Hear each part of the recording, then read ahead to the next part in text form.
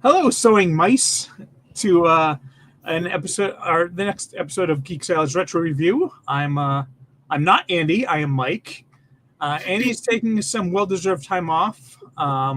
He just needs to rest right now. So I decided, you know what? I could either pause this and just come back when he's ready, or keep going.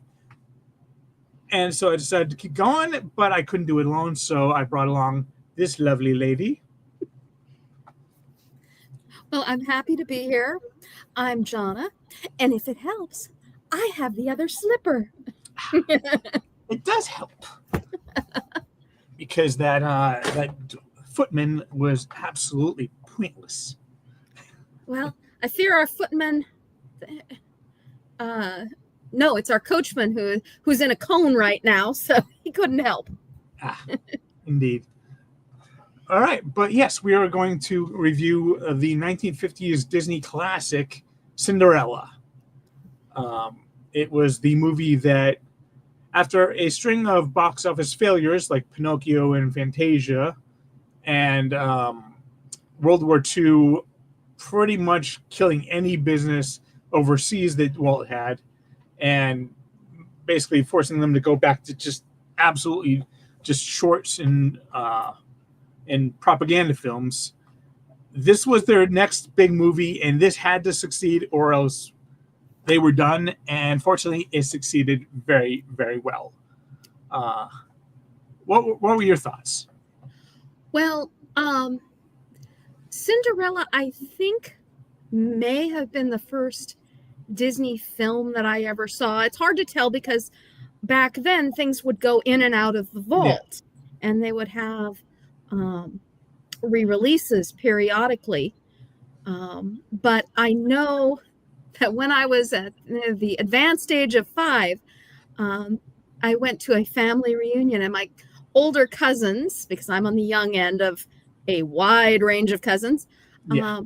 were charmed because I was singing Bibbidi Bobbidi Boo to them, and I knew all the words. Well, that's good, because I don't think even the fairy godmother knew all the words. But, so it was interesting looking back on it with the eyes of an adult. And I saw some things that actually really surprised me. I was not expecting a Willem yell in the king's bedchamber. Oh, yeah.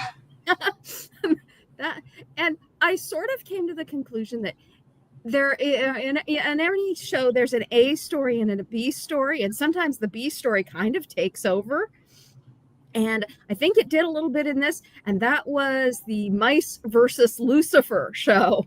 Oh, yeah. Yeah. I mean, for a movie that's only about an hour and 17 minutes long, Cinderella's story only takes up maybe a half hour at most. 45 minutes of this movie is very little to do with Cinderella herself. Because I was watching it and I was thinking, what does this remind me of? I'm getting such strong feelings of this being familiar, and not just because it's Cinderella story. We all know a thousand different variations. But then it occurred to me what it was. It was Tom and Jerry. Yeah. And I looked up Tom and Jerry, and it's very much in that same time period. But you got that same sense of humor between the cat and the mouse that you see in that, even though that was a completely different studio and they were doing shorts. Here it was like they enfolded that whole thing into the main story. Yeah, and honestly, if there was one mouse that was kind of Jerry-esque, I'd say it's Jack. Oh, yes, he's the brains of the mouse outfit. Yeah. Not gonna lie, Gus ticked me off more than I laughed at him. It's just like, dude, I get it. This was like they needed to pad out the movie and they wanted to throw things in for kids. Gus frustrated me like no end.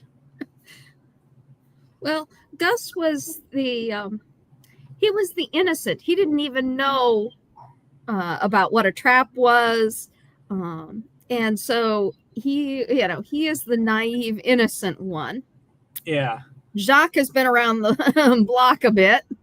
Yeah. And, but you have to be impressed by it's really a proto mouse society that in some ways envisions the rats of Nim.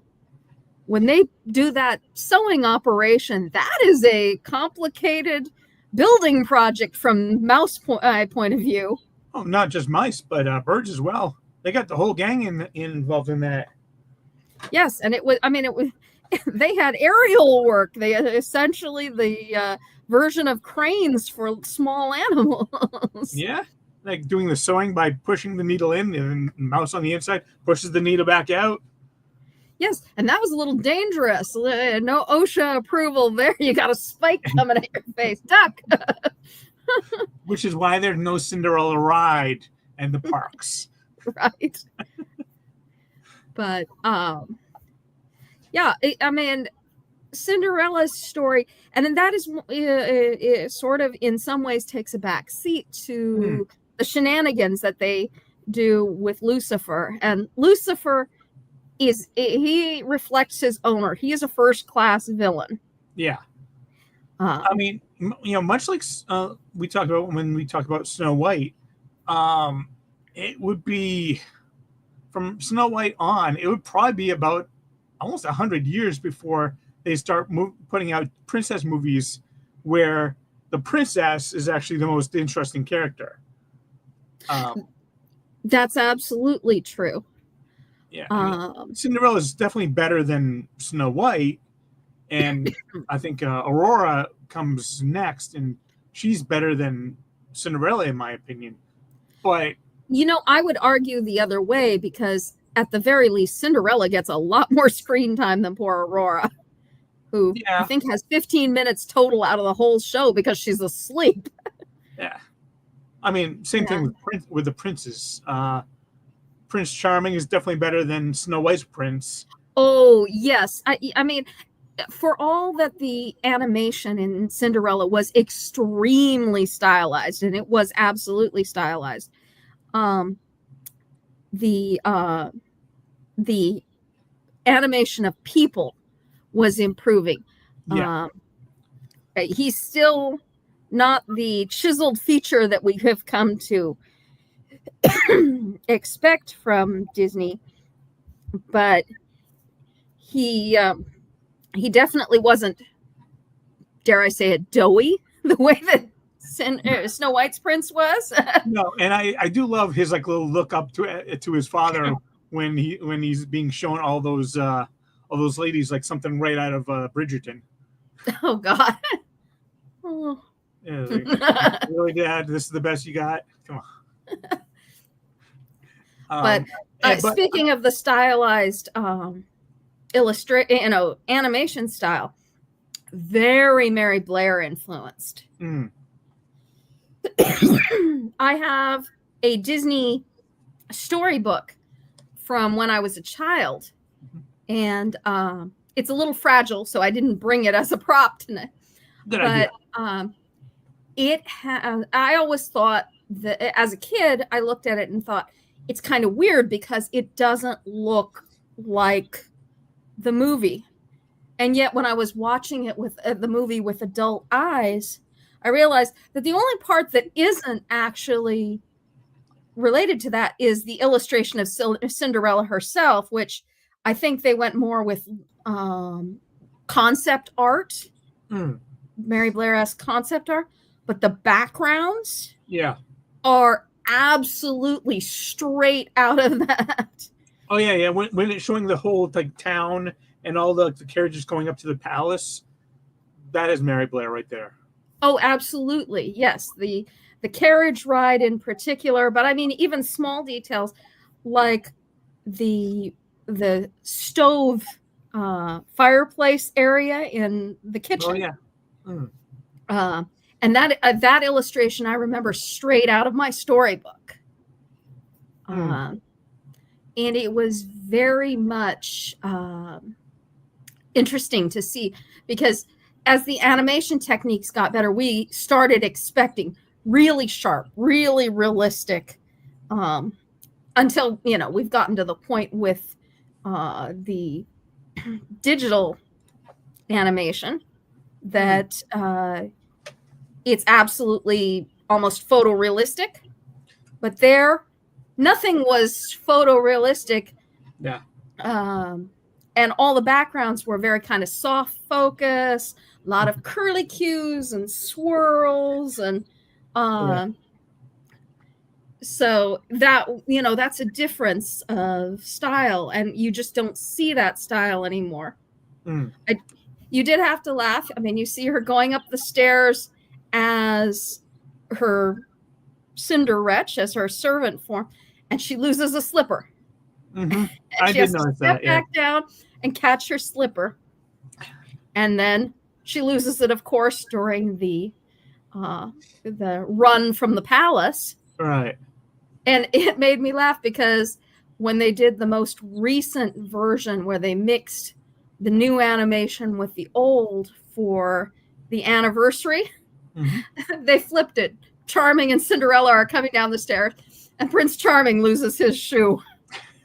And then Max runs off with it.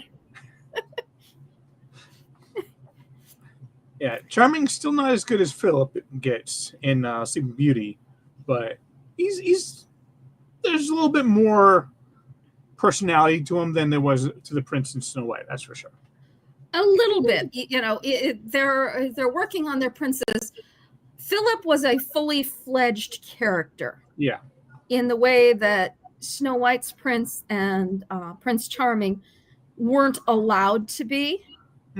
He existed to show up at the palace, be bored, see Cinderella, and fall in love with her. And then you don't see him again until the very last scene as the wedding, as they're running down the steps after getting married.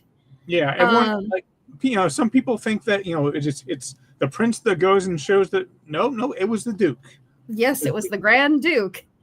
Voiced by the same guy that voiced the king, actually, which is really that's crazy. Yeah. Screaming at himself. Yeah, that guy's got some talent. You looked at that king and you start thinking, as an adult, you're thinking, oh my gosh, his blood pressure. He's going to blow an aneurysm right there because his face has turned the color of a raspberry. And he's swinging around swords. And I to this day, I still remember the very first, the thing that I most remember from the first viewing of Cinderella for me was, take that, you pompous windbag. No, look at that, you pompous windbag. Yes, well, I mean, he was very, very pleased when he took himself off to bed that that things were going his way. And, well, I'm sure the Grand Duke and Sebastian could commiserate, because it's never easy breaking bad news to your king. Yeah. The question is, which king do you prefer, this one or King Stefan from Sleeping Beauty?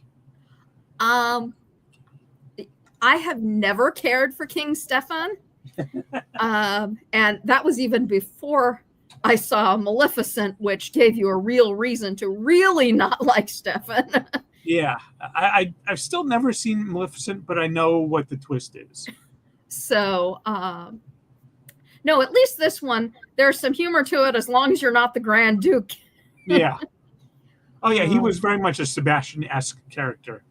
Yes. Very I like the king's, his dream, the little blonde grandchildren who are playing. Apparently, he does not think his son's genetics are going to carry over there.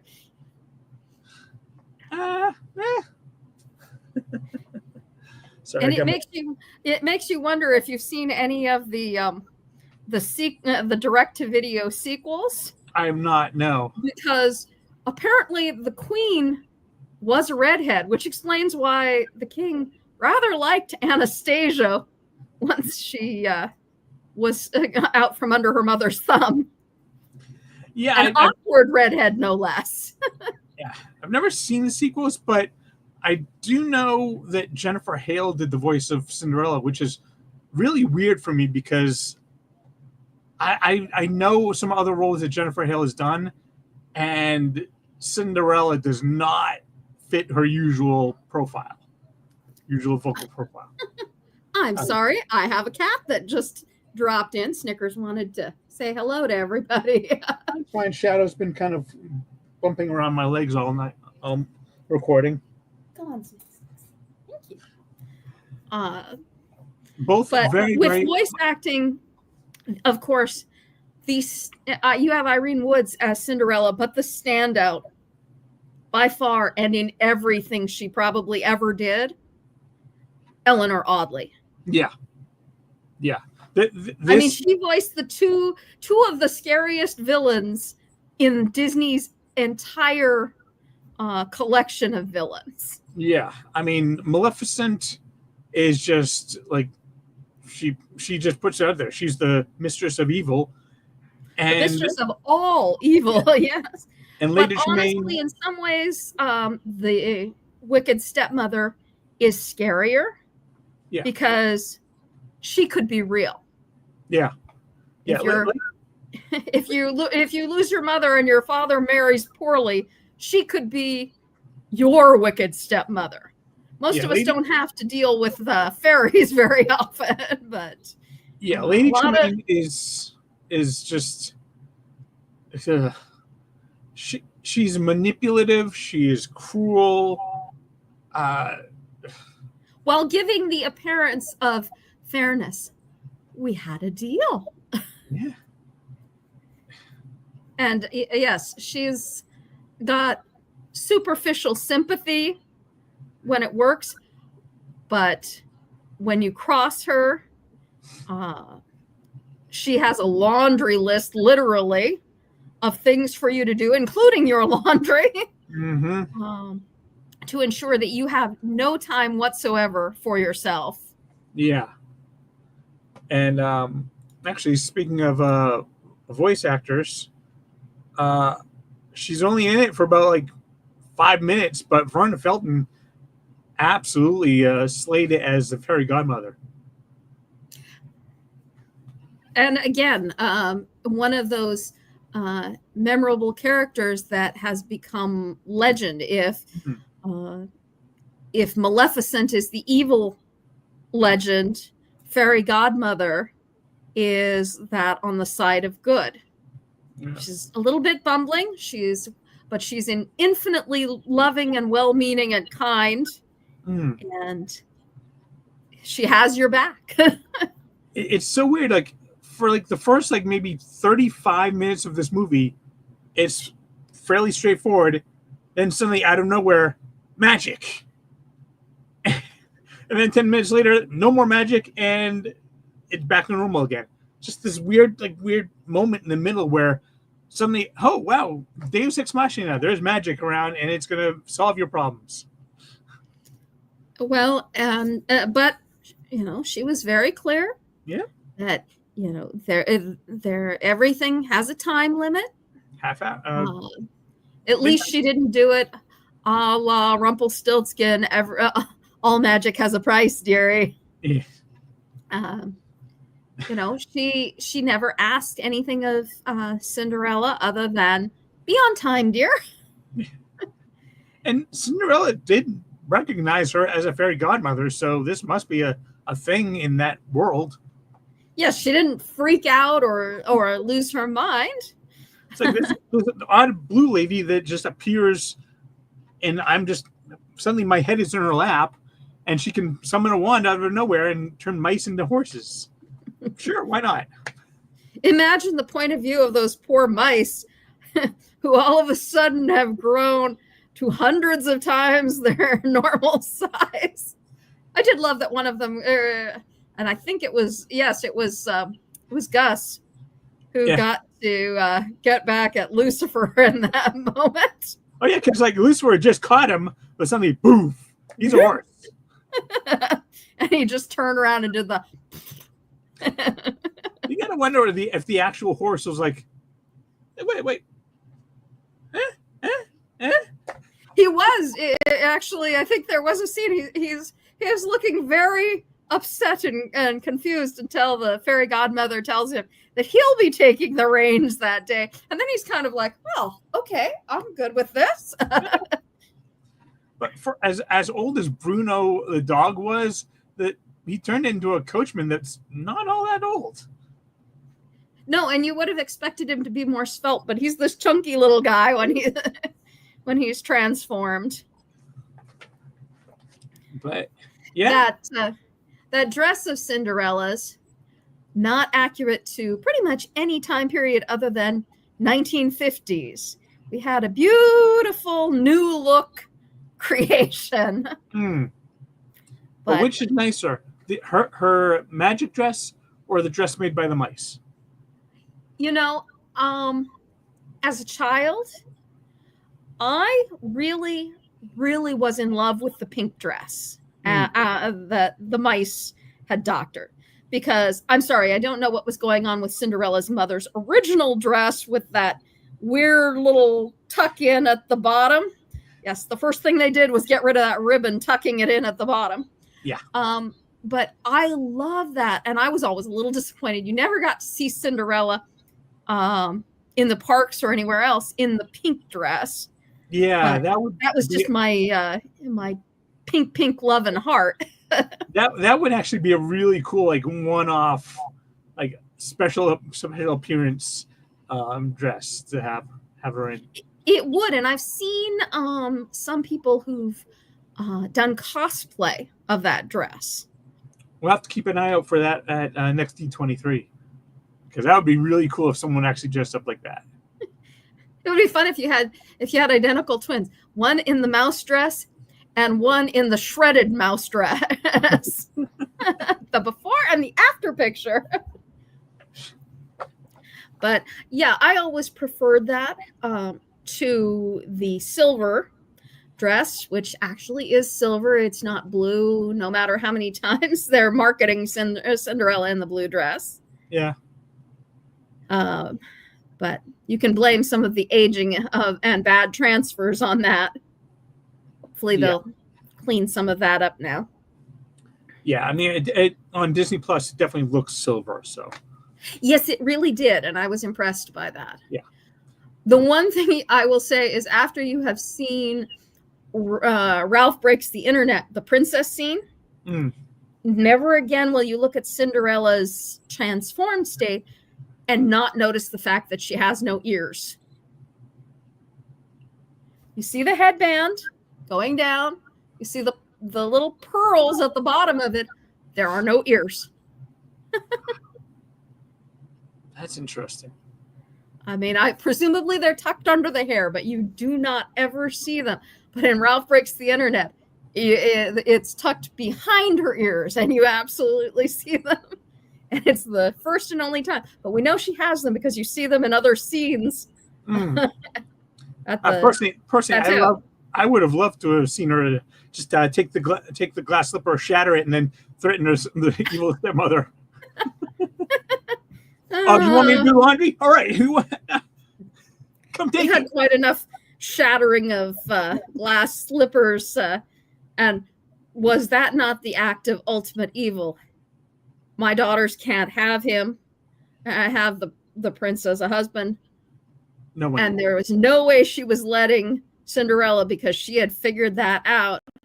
And so the first thing she does is stick out that cane. And my daughters can't marry the prince, then no one will. Because that's right. I mean, because the prince has already said, I'm marrying the person that this slipper wears, and no one else. If there's no slipper, he ain't getting married. Yep, that was pure pettiness of the deepest kind, right there.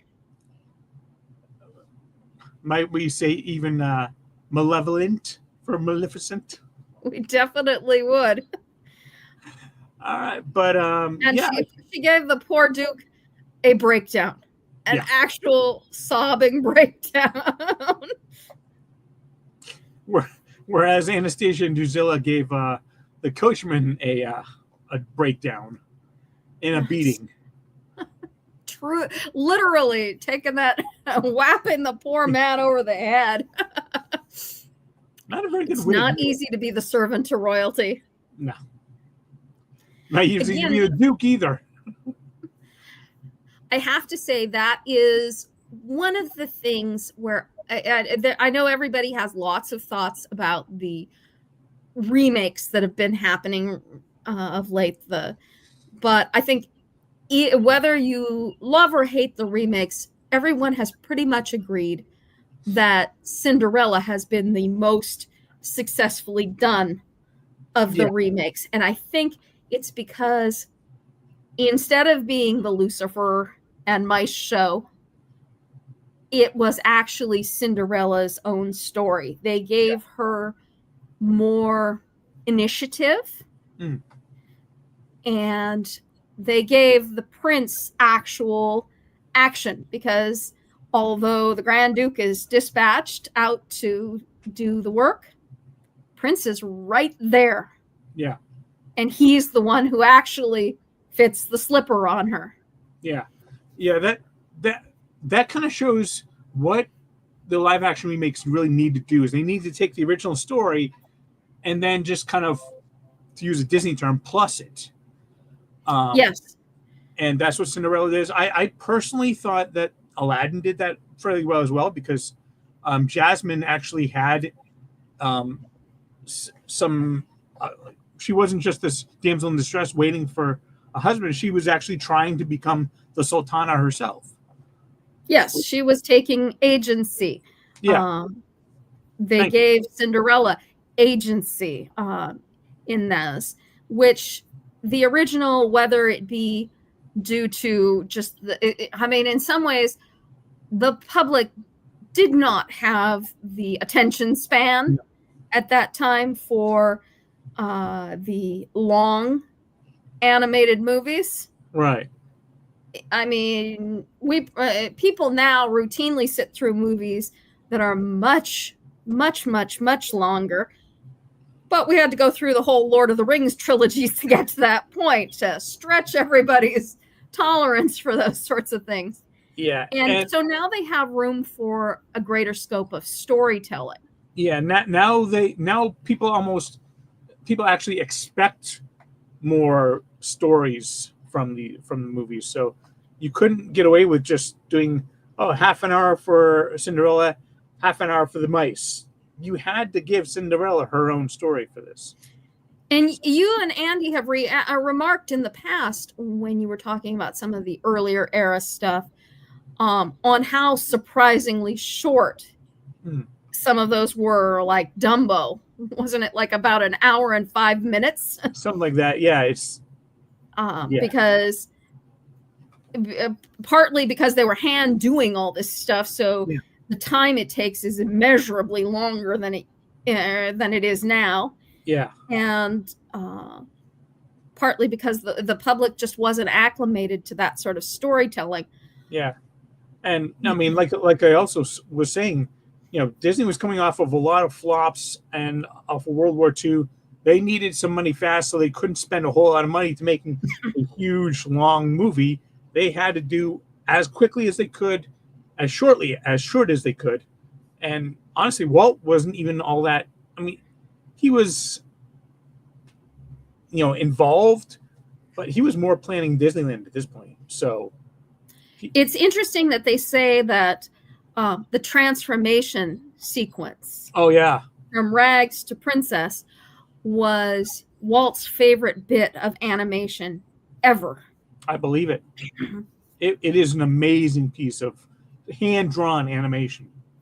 Truly. It would be interesting to know his thoughts on some of the things that they've accomplished since then, because far more stories now have that magical transformation. You had the Beast returning to the Prince. You have Tiana and Naveen as frogs, and then you have this golden wash of light through a swamp. Yeah. And they're in their royal attire. I'm fairly positive Walt would have adored the Beast transformation.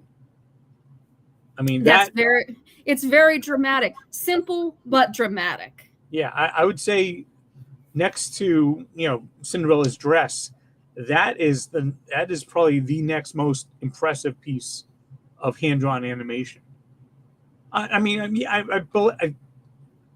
Because they didn't use. Did they use CG for that? I know they used CG in the ballroom, but I think it was just restricted to the ballroom at that point because it was not ubiquitous in the way it is now. Yeah, I think the transformation was actually hand-drawn, which was another just amazing work. It's still amazing now because they have made a ride of it in Japan, and you still look at it and go, how the heck did they do that? Yeah. I mean, it would be equally impressive if they had a Cinderella ride there, and she goes from the rags into this grand and glorious gown, and we'd all be sitting there going, how on earth? Yeah. Because those things, they're that striking. But I think that's pretty much all I've got to say about Cinderella. I think it's a fun movie. It's just it's very short, and it's more about the mice than the Cinderella for the most part. But you know what? It's not bad.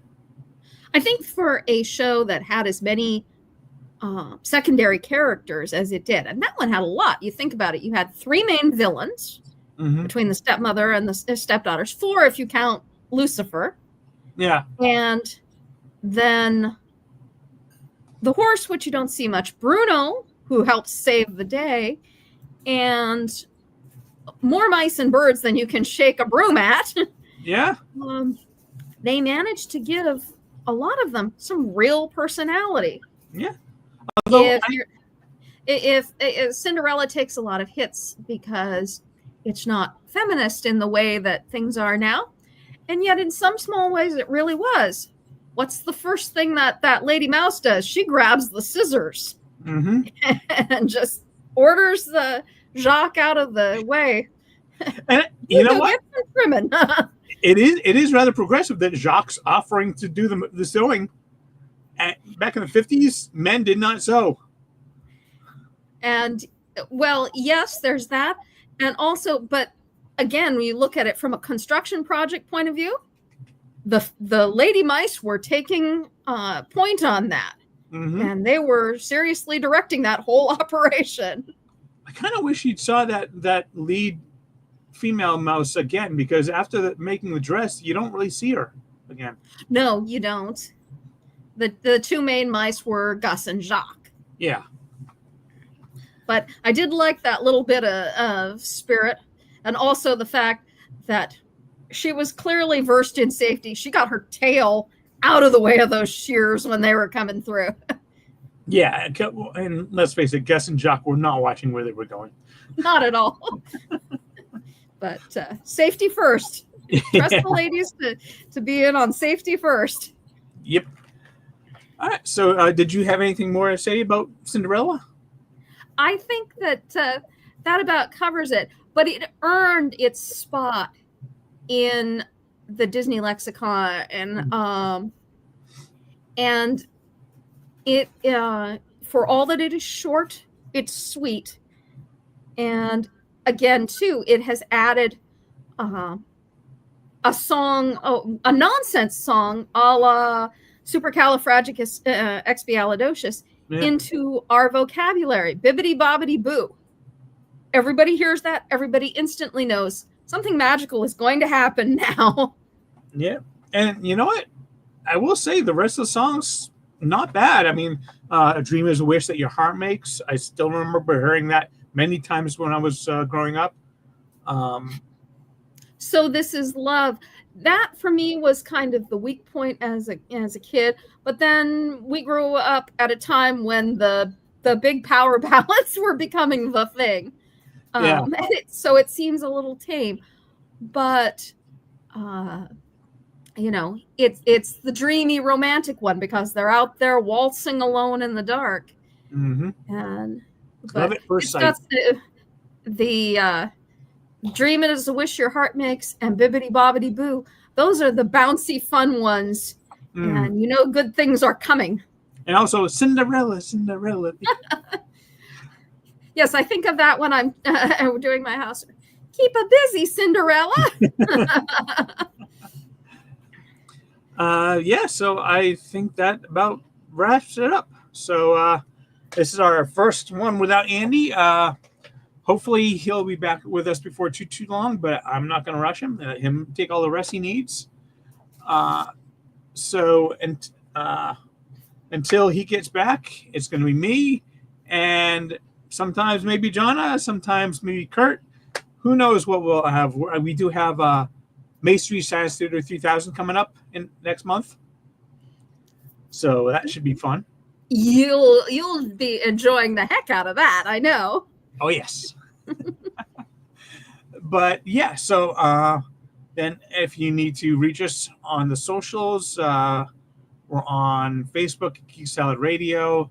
I know Blue Sky, Geek Salad Podcast. What is it? Geek Salad Radio. I think it's Geek Salad Podcast on Blue Sky. I think he might still be on X. I don't know. I don't know when the last time I logged on there. I don't care. He says you're keeping it open just so nobody else takes it over. Yeah. That's pretty much the only reason I still have my account there too. But yeah, so our podcast, our recent episode just went up about a week and a half ago. So there's that. And yeah, so I guess that's it. So until next time, I'm Mike, not Andy. And I'm Jonna, filling in for Andy. And remember, dream is a wish your heart makes. And go forth and be nerdful. Talk to you later. Come on, find the button.